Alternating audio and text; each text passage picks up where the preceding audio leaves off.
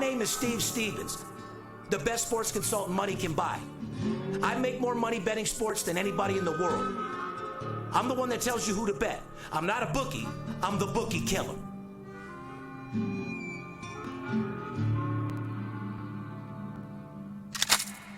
If money talks, then I got a lot to say. I'm on the grind trying to make $100,000 a day. The game that I pick, believe me, it's a winner. What I know could get you rich, cause all I pick is winners. Welcome to Las Vegas. Money talks, money talks.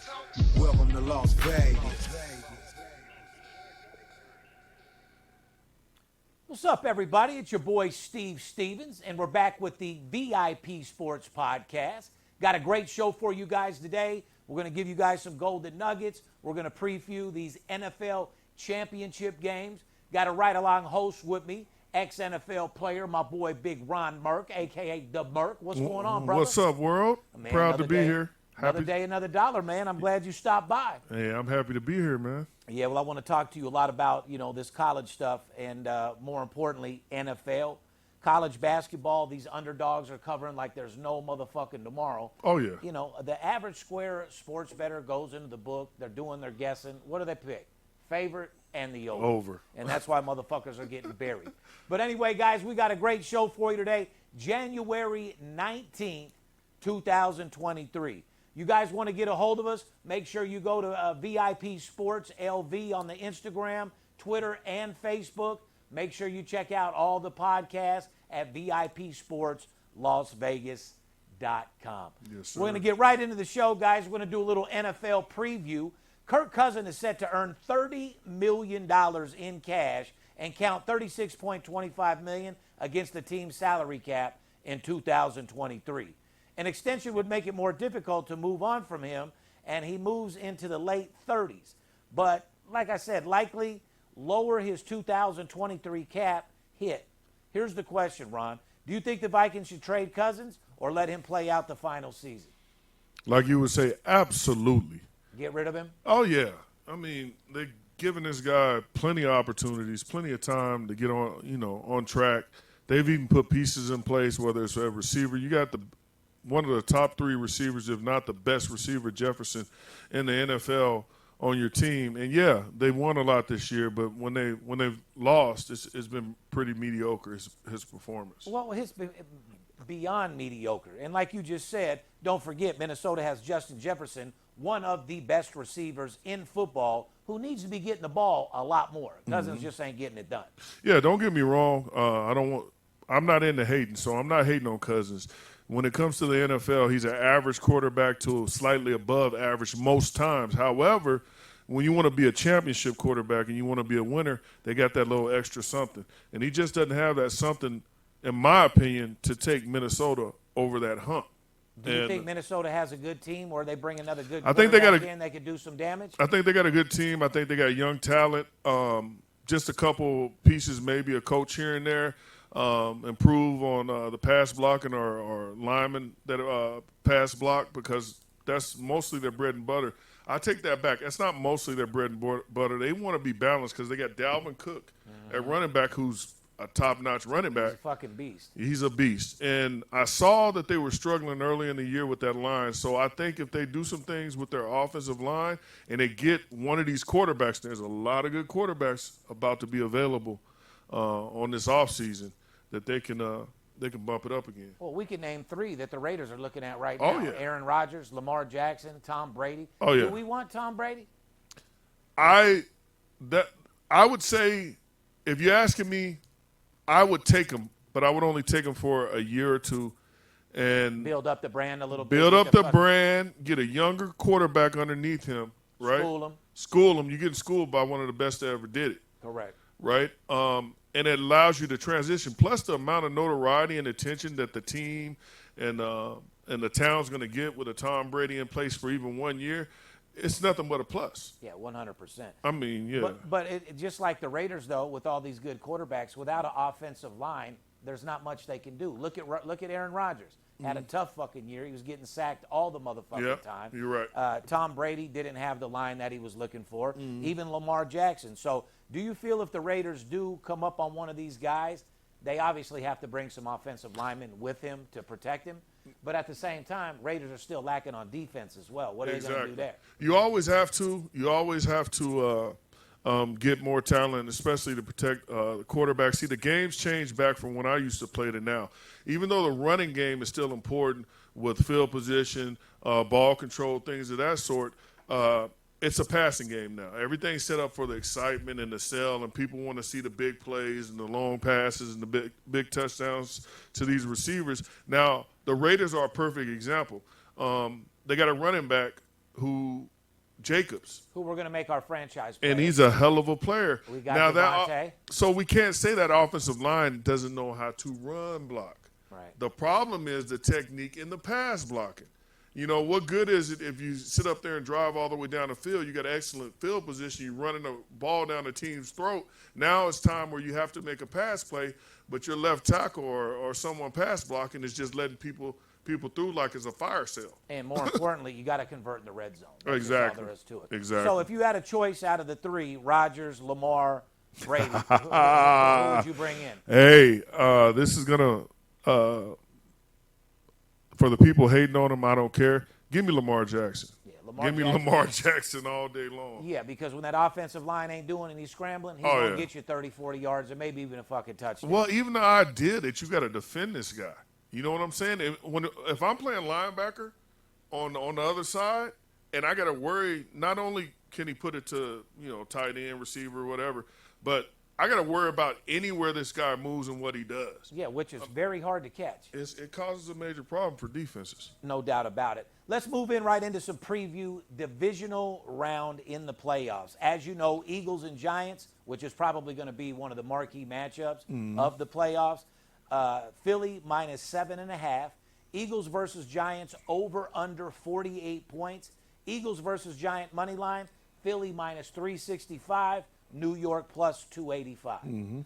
Difference is Eagles lead the league in sacking during the regular season. Exactly. In this marquee matchup right now, Giants ranked 4th in rushing during the regular season, 148.2 yards per game. You think this is going to be a rollover game for the Eagles, or do you think they got their fucking work cut out for them? I think Giants ain't no joke. Yeah, I think any team right now in the playoffs got their work cut out for them. Defense wins championships. Of course, you need to score. The Giants, what makes them dangerous is you just don't know which quarterback is showing up. Jones is a problem. He actually can run as a quarterback. A lot of people don't know that. So I think the Eagles have their work cut out for them. It's the key on their defense is how they can get to this quarterback. Saquon Barkley, the running back for the Giants, he's talented and that line is decent. However, I don't see them giving the Eagles a bunch of problems running with their running back. So it all comes down to what the Eagles defense can do with Jones at the quarterback position. If he gets shook, it's going to be a problem, but I do see the Giants in this game. Giants do stay in the game. You think they cover the 7.5-point spread, the Eagles? Actually, at this point, I would say no. And the reason I say no, even if Philly starts rolling, we've seen it time and time again where they've built like a 10 to 14-point lead or more, and then you see these old school coaches, these stubborn coaches get to the third or fourth quarter, they want to switch things up, protect the lead, and then before you know it, you get backdoor covered. Just like Jacksonville. Exactly. Motherfuckers up by 30 points, come back second half and get the win. That's unacceptable. Exactly. So you play to win. You don't play to not lose, which means you go to all that prevent defense, ball control, field position. Yeah, that's important. But what got you there? What got you to the lead? What got you winning? You need to keep doing that for the whole time. Switching it up for sure. And a lot of that prevent shit allows you to get – that's what's getting teams back in the game. Like we used to say when I was younger, prevent defense prevents you from winning. 100 motherfucking %. I agree. Yeah. Now, I'd have to say the game of the week is going to be Dallas at the red-hot San Francisco 49ers. 49ers versus the Cowboys spread. 49ers -4 in this game. 49ers versus Cowboys, the over-under 46. 49ers versus Cowboys money line. Cowboys plus $1.70. 49ers -205. Oh, wow. Dallas Cowboys have covered in 3 of their last 4 games. 49ers 5-0 against the spread in their last 5 divisional games. You think Dallas has what it takes to fuck with them? I think Dallas definitely has the talent and ability to mess with the 49ers. Niners, talent-wise, has an all-star team. Yeah, they have Even with Purdy back there, like I said, he ran into a great situation. The dude, in my opinion, played like Steve Young / Joe Montana in that last game. He's throwing lasers, he's in the game, and he's staying focused. This should be definitely a marquee matchup. Who do you think comes out on top on this? That's a tough one. I'm still kind of on the fence with this whole deal because the question is, are the Cowboys real? And the thing with the 49ers, not just going back to their last game, but if you look at the games before them where they should have just absolutely destroyed teams and these teams were still hanging in the first half, I'm a little worried about their complacency. I'm a little worried about them just thinking that this is going to be a steamroll game. Because the Cowboys got everything to prove right here. Yeah, you got they a do. coach trying to hold on to his job. Jerry Jones trying to pay for a motherfucking You got Dak championship. Prescott trying to prove, hey, I am that guy. You know, you got CeeDee Lamb balling out of control. You got Pollard, the running back. He's balling too. So they're the type. Elliott's even been doing what he's got to do. You know what I mean? The problem with the Cowboys, you catch them on the wrong damn day where everything's clicking. I don't care who you are. You got a problem. You got a problem. So, like I said, this is definitely going to be a marquee matchup. Bengals at the Buffalo Bills. As we both know, this is the Bills' year. If they're going to get it done, they got to get it done this year. They fucked off the last 2 times. They got Super Bowl talent to win the Super Bowl. But last time game was stopped because of DeMar Hamlin injury, obviously. And that's going to be another factor. You think Hamlin's going to show up on that game? There's a chance he possibly plays, but don't you think his presence on the sideline will give them a little motivation to get the fucking job done? It's definitely going to give them motivation, and they'll go out there and ball out. But let's not forget about Cincy on the other side of the ball. Cincy is just – they prove people wrong time and time again. They won their last 8 games in a row, and there's a reason why. Yeah, they pick apart defenses pretty fucking easy. Exactly. And you and I both know – that winning thing, just like you win all the time and VIP wins all the time, is contagious. Correct. So it's like a habit. You develop a habit of winning. So by no means is this game a gimme for the Bills. And when it comes to the Bills, let's go back a little further. The Bills, there's been a lot of hype about them the 2 years prior. And then when they get to this point, there's that disappointment, and they start getting exposed. Last year, they started out quick. Right? And then they start having problems with teams. Guess what? People adjust to what you're doing. There's film, there's study, everything's built to stop you. And it happened again this year. Even though they won 7 in a row, teams were in the game with the Bills. They weren't just blowing people out at the beginning of the season. That's for a reason. Injuries and also people catching up with what they do. Correct. But last year, they were killing motherfuckers, came into the playoffs, played shitty, and didn't get the job done. You think it might be a reverse osmosis here? They're barely winning games right now. They go into the playoffs and tear these motherfuckers. I think there's a good off. chance for. I think there could be a reverse thing. I mean, but I think habits are hard to break. So maybe some of these people can't live up to that big pressure point, to that big moment. Well, that's what I was going to ask you. Regular season versus playoffs. What is your mindset? It's obviously completely different. My mindset is sort of like we got a new coach at our University of Colorado right now. I'm a Colorado alum for the Buffaloes, and I love the way that his mentality is about things. And this speaks to the question you just asked. Basically, to encapsulate what he says is like you practice how you play. You know what I'm saying? So if you're really doing the shit you're supposed to do, and you're practicing that way, and you're performing that way when it's game time, you don't have to change anything. You just got to get, you can't add anything extra in your head. You just go out there and do your thing. It's like a routine. I agree. I would honestly say the only people that could beat the Bills versus this Cincinnati team would be the Bills themselves. Okay. They would have to fucking beat themselves not to get the job done. Kickoff at Highmark Stadium in Orchard Park, New York. It's set for 3 p.m. Eastern. Caesars Book lets Buffalo as a 5-point favorite in the latest Bengals versus Bills odds. Over-under in this game, 50.5. Wow. Do you like this one, Joe Cool or Joe Allen? Josh Allen. I'm going to have to I hate to say it, man. I'm on Joe Cool right now. All right. This guy he has a fire. He's won a national championship. He's got this fire about him. He's got the pieces at receiver. Their run game, they got some health that came back to him. I think the Bills are down health-wise a little bit and position-wise. So I think there's a damn good shot for Joe Cool to come through with the Bengals. And what's more important, I'm not talking about just winning the game. We're talking about spreads here in Vegas. That's what matters to us. It don't matter who wins or loses the game. Matter who covers the spread. Yeah, like who our gets motto. you exactly. Beat the spread, get some fucking head. That's just all there is to it. But Josh Allen, superstar, beast, runs he's the a beast. motherfucker over. So He's a it's beast. going to be a lot on what he does as well. Exactly. Moving on to Jacksonville at Kansas City. This is going to be a very tricky game.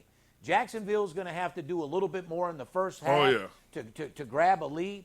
All their games, they've been coming back second half, coming back, getting the job done. And I got to give it out to Spectre Gadget, man. That motherfucker's been getting the job. That long hair, ugly motherfucker. He's sure been getting it done, I tell you what. But here's some stats. Chiefs versus Jaguars spread, Kansas City -9.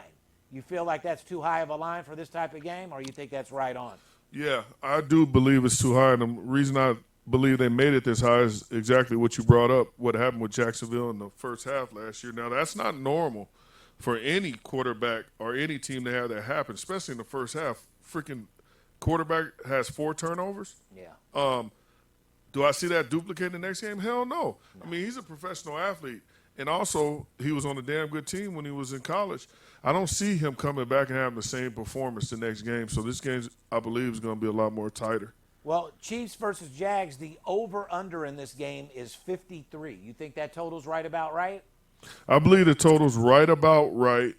53 points. Would you be leaning towards the over in that game, or do you think these guys are going to be decent That's with such a a tough boring-ass total, game? man. 53, man. I hate to say it. This is one of the few things. I'm going to have to look more at that total because the reason why it's 53, in my opinion, is at any point with either one of these teams, there can be an explosion. Can go off, no doubt about it. Exactly. Chiefs versus Jaguars, money line, Kansas City -480, Jacksonville +360. I can tell you right now, one of these teams are getting upset.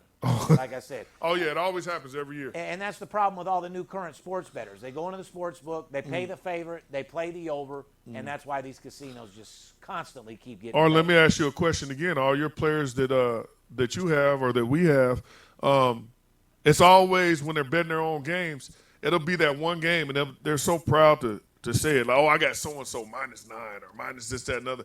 And then the team loses outright. Like, how do you go from sugar to shit like that? You can't. That's why you have to stay focused, and you got to know exactly what you're doing. Kansas City Chiefs, though, by the way, 1-7-1 against the spread in their last 9 home games. The last couple years, Kansas City has not been that team to cover their spread. And like you said, in our business, doesn't matter who wins the game. It matters who covers the spread. We're looking to get paid. Well, here's another interesting fact. If you're really into sports betting, you look at KC the last 2 years, they're one of the teams, regardless of record. They normally win, what was it, between 1 to 4 points in a lot of their games? That's why I say they got a 9 spread. You guys got to be careful. Jacksonville 1-5 against the spread in their last 7 meetings with Kansas City. So overall, Kansas City does own this team. However, I feel Trevor Lawrence has came into his own. He's in a motherfucking zone. So I would have to honestly say in this particular matchup, Jacksonville's going to have to score some points and keep it tight in the first half in order to get the job done. Because you go down to Kansas City 27-3, it's going to be hard to chip away against these motherfuckers. Definitely. Well, it's a new year for Jacksonville. So we've seen it over and over again historically at some point in the NFL when it comes to when a team transitions. So Jacksonville made the playoffs. They normally never do, and it's reminiscent, not exactly, but reminiscent of remember the St. Louis Rams. We went from worst to first. So there's an opportunity here for Jacksonville. Very disappointing season. Oh, yeah, very. Very. You win the motherfucking the Super Bowl and you come back playing like that? Oh, yeah. Fucking embarrassing. Oh, yeah. Let's move on to some college hoops, guys. Get your fucking pen out. Here's some golden nuggets. College hoops, who's hot? Florida Atlantic, 13-3 against the spread. Pittsburgh, 15-4 against the spread. Cal Fullerton, 12-4 against the spread. Southern University, 12-4 against the spread.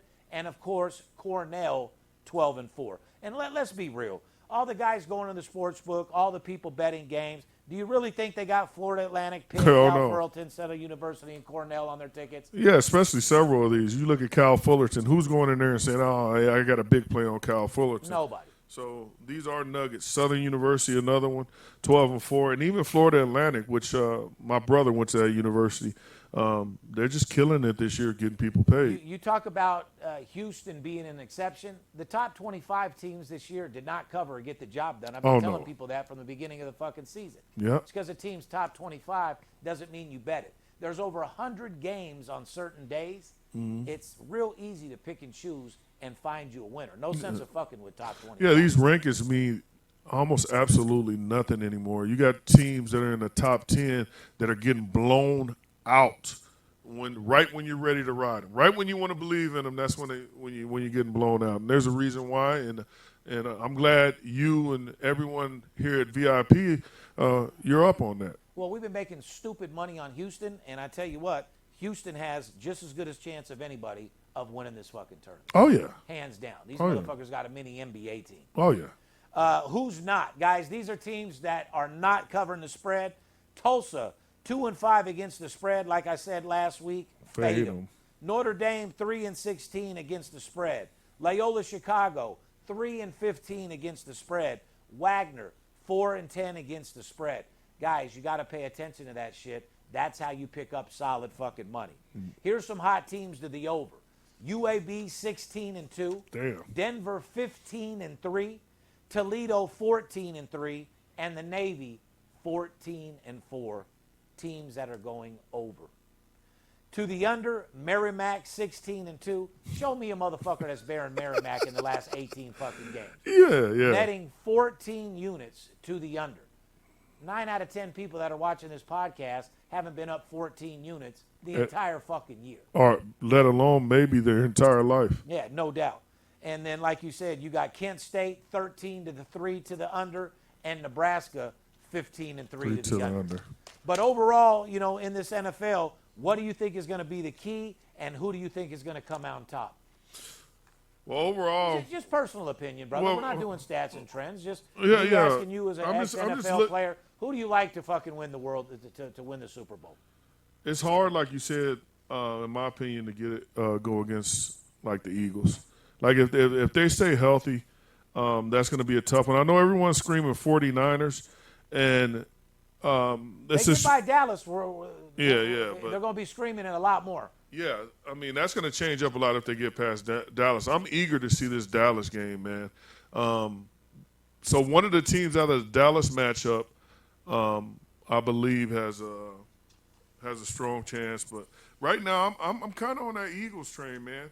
I'm kind of on that Eagles train. I've made a lot of money on the Eagles this year. But let me ask you this: Purdy beats Dallas. Mm-hmm. You think there's any such talk about Trey Lance or Garoppolo or anybody those teams, or is Purdy going to be the guy? I think Trey Lance, I don't even think he's coming in at the beginning of next year with the injury he had. But to be honest, that's going to rewrite some shit. It's almost like the Tom Brady and Bledsoe situation in New England. There's going to be some big questions when it comes to that position. I mean, you got He's Tom. handling like a true G. If there's another Tom Brady story, if this guy can take this team all the way there, I'm not even saying win it. This can be almost like a Tom Brady story. And more importantly, what I want to break down to you guys, like I said, this show is all about making money, betting sports, covering the spread. I don't know how many times I got to go over this, guys. You guys are out there playing parlays on an everyday basis, trying to come up and getting your fucking head split. Oh, yeah. I've said this over and over. Guys, if you have a fucking service out there, one of these wannabe guys on Instagram, first of all, do your research. What are you taking a fucking game from somebody that lives in a one-bedroom apartment sitting on Instagram? These guys have no clue what sports consulting is. And these new millennium motherfuckers, they think they get a website, they get an Instagram, they buy some fake followers, they sell a $200 deal, they email them the game, and that's it. Oh, yeah. There's no customer one-on-one relationships. You're not building a bond with anybody. A real sports consultant like myself will take an average guy that's betting $500 a game and turn him into a $5,000, $10,000 player after a month or two. You know, you have to build your bankroll. This whole industry is based off money management and discipline. There's a lot of you guys out there that bet the game in the morning, pick up $1,000. Rather than take your win and get the fuck out of there, you're looking to bet something else. Next thing. It's greed. You know what I mean? Yes, sir. And the second thing that fucking just pisses me off is every time we talk to some of these guys, we ask them, you know, what's an average play for you? Then they lie. It depends how I feel. They lie. Well, I'm going to break it down to you straight up. There's no such thing as feelings in sports betting and how you feel. You say you feel good, so you're going to bet $2,000 on a game. You don't know shit. And in the same conversation, he says, but I'll bet $1,000 on a game I really don't feel nothing about. You have no business betting a game for $1,000 that you don't like to start with. And more importantly, the only way you make money is money management and discipline, betting the same amount of money on every game, one game a day, and not every day. Yes. That's the only way you're going to be successful. How many mistakes do you see these motherfuckers making? All the time. But the one thing that people, I believe, have the most trouble doing is being honest, number one. Like, if you're capping these games every day, just say you're the player and you're capping every day, and you're fucking losing, like, be honest, number one. You right? And then number two, like, don't be embarrassed about it. They can lie to their mom, they can lie to anybody else, but when it comes to someone making it, it's part of the game. Business. But however, as long as you win 3 games to every one you lose, that's all that matters. Like I said, when we get clients that sign up with us, they start off with a VIP program. Their whole idea is to pick up enough units to move up to the owner selections. Up their bets a little bit, start making more money. Guys, the whole idea of this industry is betting more money on less games. Oh, yeah. I can't tell you how many times I got a guy that says, well, I put about $2,500 in action. I'll bet about 5 games at $500 a piece. Oh, yeah. Now, let me ask you a really serious fucking question, and I want an answer. You could put a comment. Do you think you're going to make more money betting 5 games at $500 with $2,500 in action, or betting 1 game for $2,500? That's a simple answer. 1 game at $2,500 all fucking day, guys. It's hard enough to win 1 game trying to take a shot with 5. Hear all these guys betting parlays. Man, I'm 4 out of 5. I'm 5 out of 6. I'm 7 out of 8. Guess what? That don't pay. Your dick is in the fucking dirt. Oh, yeah, if you were smart enough to bet a parlay and you had 5 winners out of 6, imagine if you would have bet those 5 teams straight bets. Oh, yeah. You would be up a lot of motherfucking money. Stop trying to take a chance. If you don't have a lot of money, bet it on a straight bet, work your bankroll up, and get to where you need to. And it's all relative. It doesn't matter whether you bet $100, 55, all the way up to $50,000, $100,000. The formula is what matters. Like you said, if you bet less games and you get to that winner circle off that 1 game, why do you got to expose yourself for another 5 or 6 games? Well, not to mention all these fraudulent ass fucking cappers out there. Like one of my clients said that he had dealt with Vegas Dave last week or whatever, right? He got a text of, here's the game that we're playing today. The game lost. Well, he accidentally sent back another email that night. Congratulations on the win. So the motherfucker's siding games, giving one game one side, the other. But guys, I want you to understand that's 1,000% illegal. You don't go siding fucking games because there's no talent in that, number one. Not to mention, anybody gives you a minus $300 money line, where is the value in that, guys? These guys are just trying to take a shot with your money, showing that you have a winning record.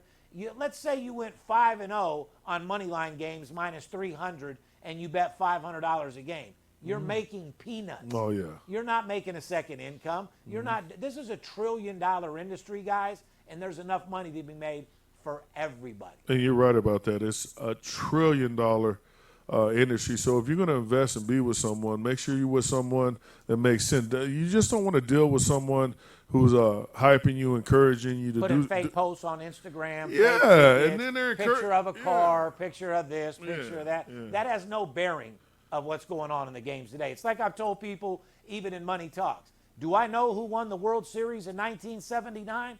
Do I know who won the Super Bowl in 1981? No. And guess what? I don't give a fuck because it has no bearing on the game fucking today. Well, you got guys even giving 5, 16 parlays. I mean, come on, dude. Give me a fucking break. It's just like long term, that's not sustainable. It's not practical is not real. No. And, guys, if you do this the right way, you can make a second income that surpasses your day job.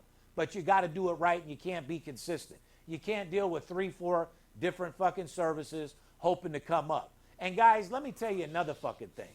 Somebody selling you a season package for $200, that motherfucker doesn't have a clue about sports betting. This motherfucker's trying to advertise, get 50 guys to spend $200 and go live off their little fucking 10 grand, which is tiny money. You motherfuckers are smaller than mouse pussy, smaller than fly shit. You ain't never making these people money. The whole idea of sports betting is making an investment and seeing a return on your investment. Oh, yeah. Even if you're a small player. Even if you're a $300 player, you buy a week of service for $250. If you invested $250 and made $1,200, you're not 5 times in your money in 7 days in any other investment in this motherfucking world. And I don't care what anyone tells me. And you're definitely not crying. If anything, you're begging for more. And you got to live to see another day. You got to be a composed sports bettor. That's what it's all about. But anyway, the show's popping. We got some lot of people in town. Comdeck show. Got a lot of these motherfucking shows at the convention center. All these guys coming into town looking to spend fucking money. You know, a guy like an average sports bettor in this industry, an average consultant, they'll sign a guy up for fucking $250 for a week. All they do is service the guy every day. Monday, here, take this game. Tuesday, take this game. Wednesday, take this game. They don't have any rapport with the client. Nope. They don't know what the client's betting per game. They don't know what they made throughout the week. And you don't have any, relationship with the client. Guy, a real sports consultant will take a guy that's normally a $200 bettor and turn him into a $1,000 bettor based off profit. That's how you start making more money. This business is all about betting more money on less fucking games. Oh, yeah. And like I said, you work too hard for your money to go have some fucking wannabe dude sitting in his one-bedroom apartment putting out videos fucking off your money. You work too hard for your money to do that. One thing about me and VIP Sports, when I was featured on Money Talks on CNBC, I made history with that show. I wasn't on BET, MTV, the E! Channel, Business Financial Network that runs the world. They fucking followed me for 2.5 years, documented me at 72% on my personal plays. And that's another thing I want to make clear to you guys. When you see these $99 promotions or $250 promotions for action play or VIP plays, guys, you need to understand those are not the games you see me posting on Instagram for $50,000 and $100,000. Those are my personal plays. And that's why people spend $2,500 for a personal play, or I'll run a deal $2,500 a week. Because if you're a legitimate $2,000 to $5,000 player, we can pick you up anywhere. $2,000 player makes $8,000 a week. $5,000 player picking up $20,000 a week. Guys, that is some serious fucking money. Oh, serious money. And like I said, last time I checked, your family could use a little extra money. And at the same time, a lot of you guys aren't treating this as a business. You're treating it as a flat fucking degenerate. Going in there, running blind, betting this team, winning a game, going into another game, betting a game you had no business on. You know something else I love about what you do, too? If you don't have a game that's the game, then you're not giving them something just to fucking give it to them. That's what blows my mind. Yeah, I'll ask a guy, what do you normally bet a game? It depends. I'll bet $5,000 on a game that I really like. Well, no offense to you guys. You don't know shit anyway. So for you to say you really like the game doesn't mean a motherfucking thing. And then that same guy will say, and I'll bet $1,000. I really don't like that much. You have no business betting $1,000 on a game that you don't like. Exactly. It makes no fucking sense. Yeah, I've actually seen it where you've said, hey, there's no play right now. I mean, guys begging for a play. If there's not a play at that point, wait till the morning, wait till later. When I have a play, I give you one. 100%. Yeah. I've had a Saturday with fucking 50 games on the board and don't play nothing. Yep. Plain and fucking simple, guys. It's money management, building your bankroll, and living to see another day. Like these guys that are giving you 3 games a day, 21 games in a week, if you think you have any chance in the world of making fucking money doing that, you're fucking in la-la land. Oh, yeah. The only way you make the goal in sports betting, the ideal situation is to pick up 4 maybe 5 units through the week, and that is an excellent fucking week. Excellent. That's you tearing these bookies in half. Exactly. So even if you're a small player, well, I want to win more money. You bet $200 a game, you made $1,000. So the next week, you're going to bet $400 a game. Mm-hmm. The whole idea is to build your bankroll up so you have more money to bet on less fucking games, plain and simple. And I just want to let you guys know, man, this industry is so flooded. Everybody's a fucking handicapper. Everybody's a millionaire. Everybody's hitting 80%. You got clowns like Purse Boy that says he's 115-5 in his last 120 games. I mean, if you believe that shit, I got oceanfront property to sell you in Las Vegas. How's that sound? Yeah. But guys, I just wanted to do a short, little, sweet podcast to go over a couple different things because there's so many new amateur sports bettors being made every single day. And I don't want you guys getting caught up with a motherfucker that doesn't know what he's doing. You're better off picking your own picks than some guy sitting on his underwear on Instagram posting fake tickets that they made. Mm-hmm. You look at their fucking account, you see they got 1 million followers. Mm-hmm. Well, if you're smart enough, do the analytics. Out of that 1 million followers, they probably have 30,000 real ones if they're lucky. And then you look at their comments. They're paying for fake comments. It's a fucked up, fake-ass industry. This is one of the dirtiest games in the besides pimping hoes. Yeah. Sports betting industry is probably the worst fucking lying scumbag business in the motherfucking world. And like you and a couple other close friends, like I say that with all due respect, I have only a very few amount of close friends and like people I respect as far as what they do. But you have a relationship with every single person you deal with. Like, it's not like you got these accounts and you got like you said, maybe 200,000 followers. You're not dealing with every one of those people. Absolutely not. But let me ask you this. In my industry, guys, and I'm going to look you right in the fucking face.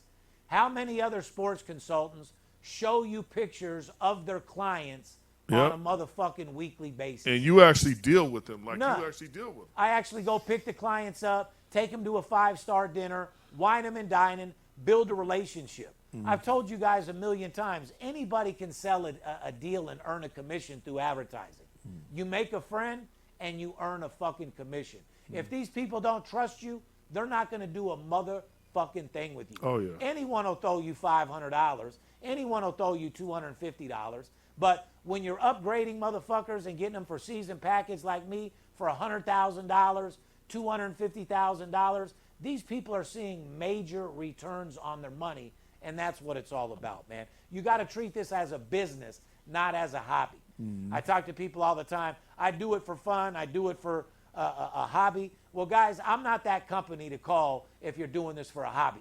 Go build fucking toy cars or go work on an engine in your garage as a fucking hobby. Mm-hmm. Go collect watches.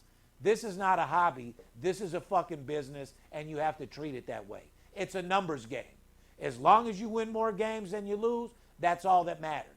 I don't need you watching every game, turning into a degenerate, DMing me, a great win tonight, Steve, or that was a close one, we lost. You don't need to do all that shit, man. You treat it like a business.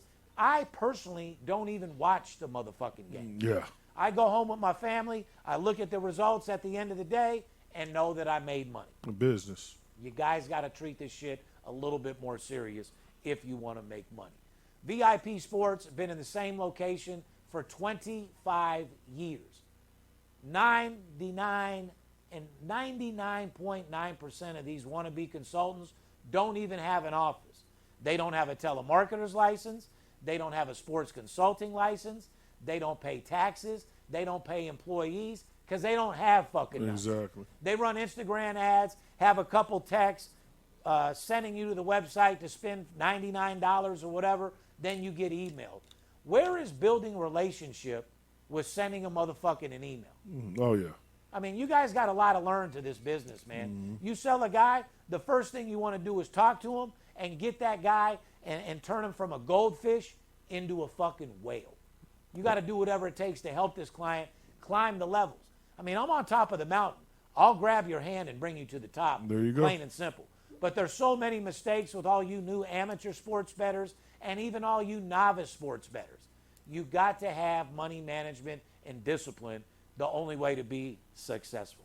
And then a lot of you guys, mental health is still a big fucking problem major. in this country right now. Major. Especially in, December, January. Oh, yeah. A lot of robbings are going on. Oh, yeah. A lot of home invasions are going on. Oh, yeah. Guys, no matter where you go, you got to check out your surroundings, and you always got to have an escape plan to look out.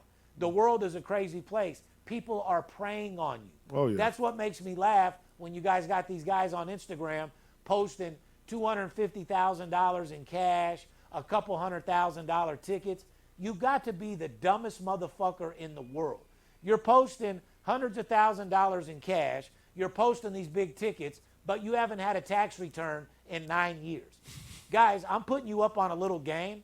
The Gaming Control Board, the IRS, has put a task force together to focus on this industry alone because it has gotten so big.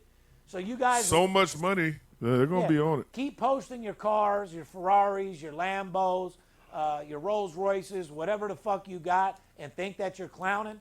All you're going to do is catch a case, and when them feds show up at your door, they're going to freeze all your accounts. They're going to raid your fucking house, take all your money. They're going to pull all your cars, and your bitch ass is going to be sitting in the feds doing a 2-year sentence.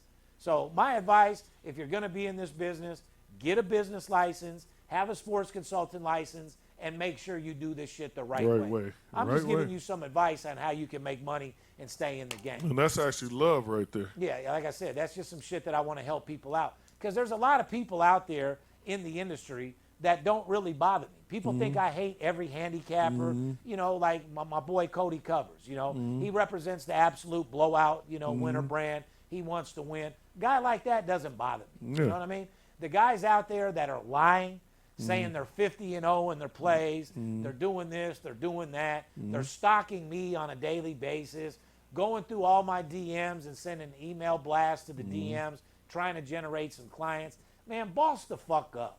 Run a real fucking business. Do some real advertising. Learn how to talk to your clients and do your thing. This is one of the biggest things, not only in my business, but in the world, period. As you know, telemarketing has kind of been obsolete. Yeah, exactly. The day of having, 25 salesmen in the room, Those pounding days are shit over. out, you're still making millions of dollars. I do it on a daily basis. But a lot of these guys, these salesmen, and I'd have to say 9 out of 10 of these handicappers, these are guys that used to come into my office, look for a job, get on the phone, tell me they're the best salesman in the world, couldn't sell a deal to save their life. Exactly. Because you have no sales talent. You don't know how to bond with a client. You don't know how to overcome objections. You don't know how to hype a guy up, show him how to do it the right way. Guys, you've been doing this for so long. You've been losing for so long. You forgot what it likes to win. Yeah. The pendulum always swings back. Don't you think there comes a time where you deserve to shine for a fucking change? Well, I can help you do that, man. DM me at VIP Sports. Go to our YouTube, whatever. Get in contact with us. We have promotions for all size, shapes of sports bettors. Don't believe anything you see on Instagram. Anybody can be whoever they want on Instagram, and a lot of you guys are falling for this shit.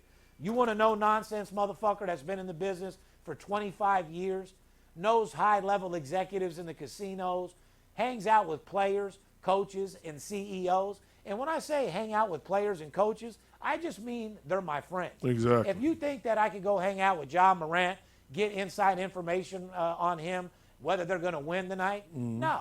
You might get information that he's going to ball his ass off tonight or he feels good, but don't forget about the other 4 players on the team as well. And you wouldn't even put him at risk like that anyway. Well, not to mention, like, somebody says they got a fixed game.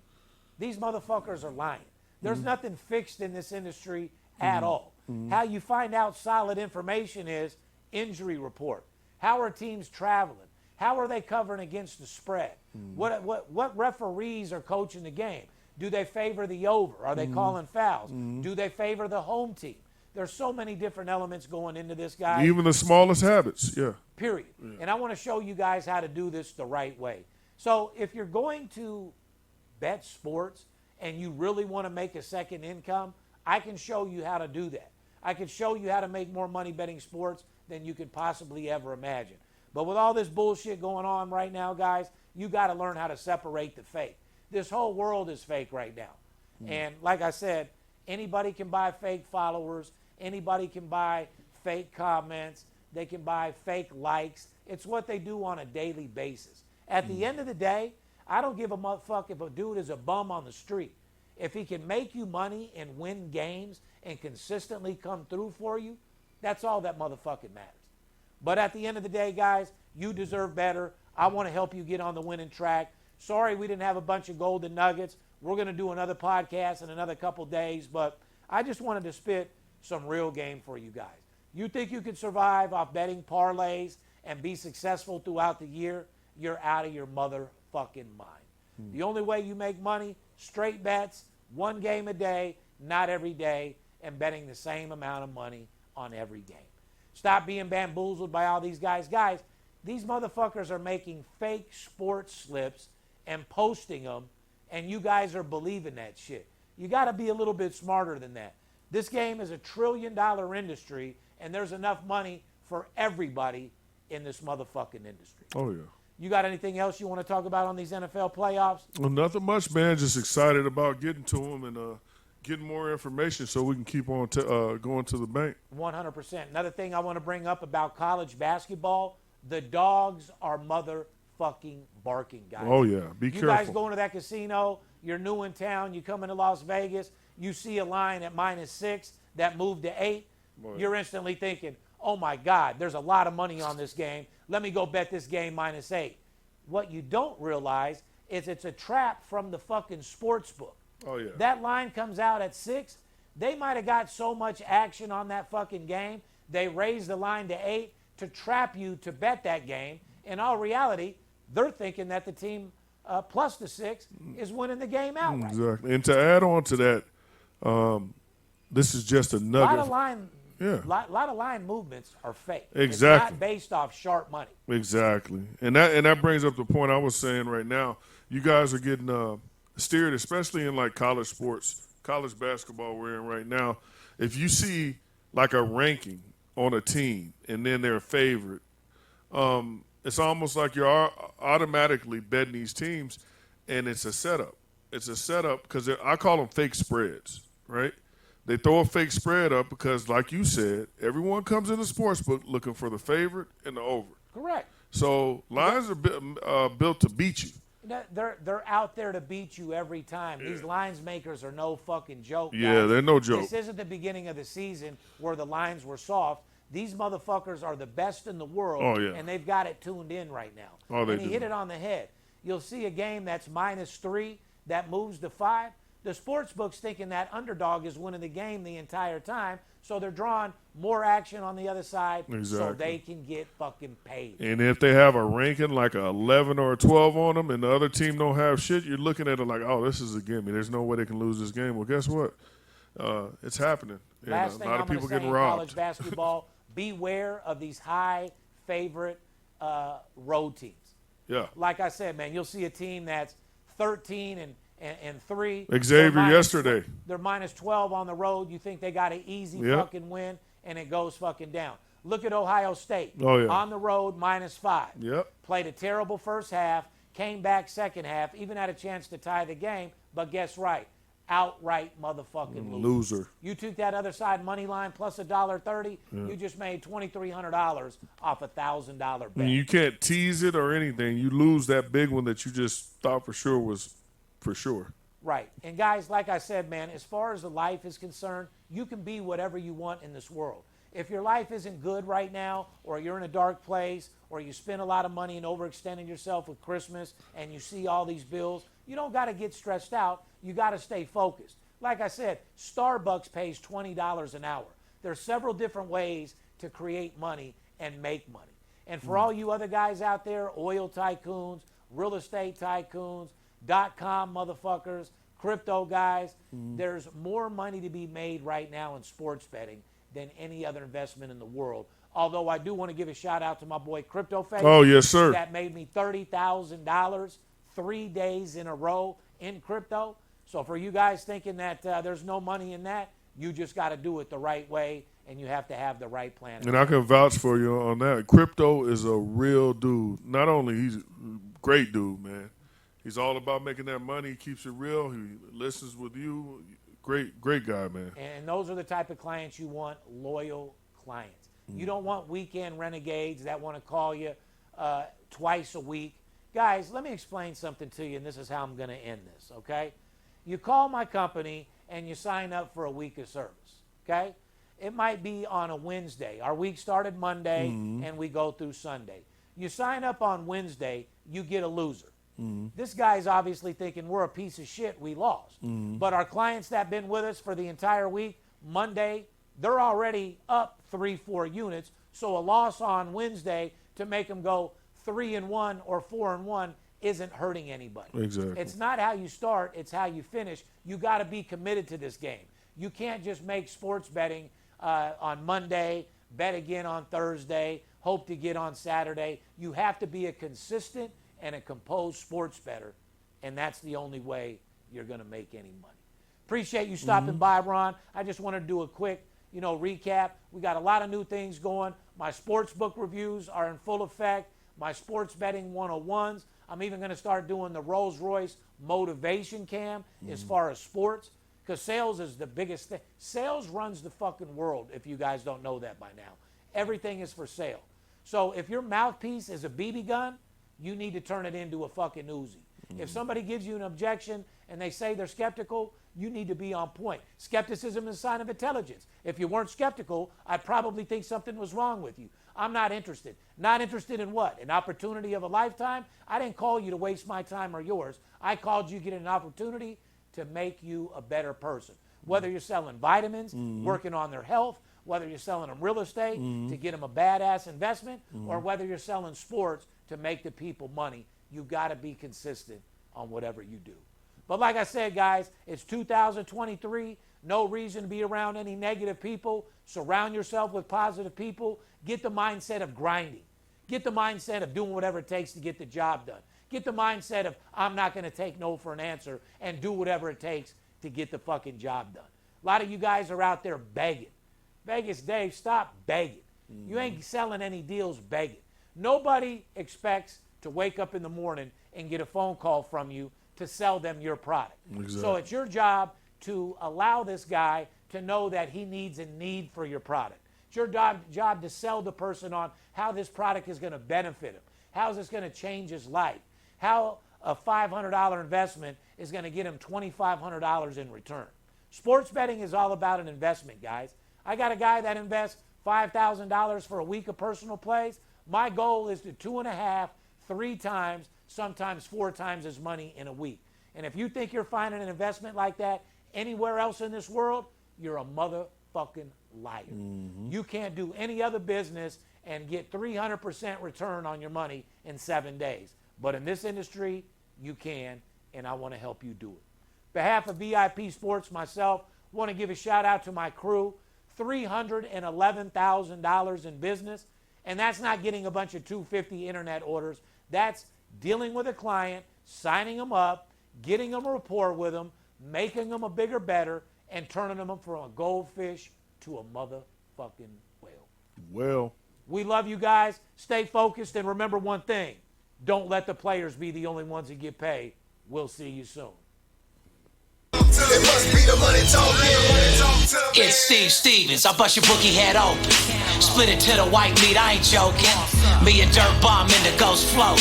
Straight OG like that kush I be smoking. It's way too potent for rookies to come hit it. A little white girl around, I might sniff it. Poppin' bub in the club, so twisted. My pops keeps telling me to go get it. So I'm at the sports book, betting big on the Clippers. I'm talking about 5 figures, I need a few shots of liquor. Might need another zipper if the bomb play me. Fuck around and put $500,000 on Tom Brady. When it comes to betting sports, Steve Stevens a beast. Need a certified winner called VIP Sports. Got too many felonies to ride around with my Glock, so sure to keep it since I got shot in Vegas like Byron. Let the money talk. Let the money talk.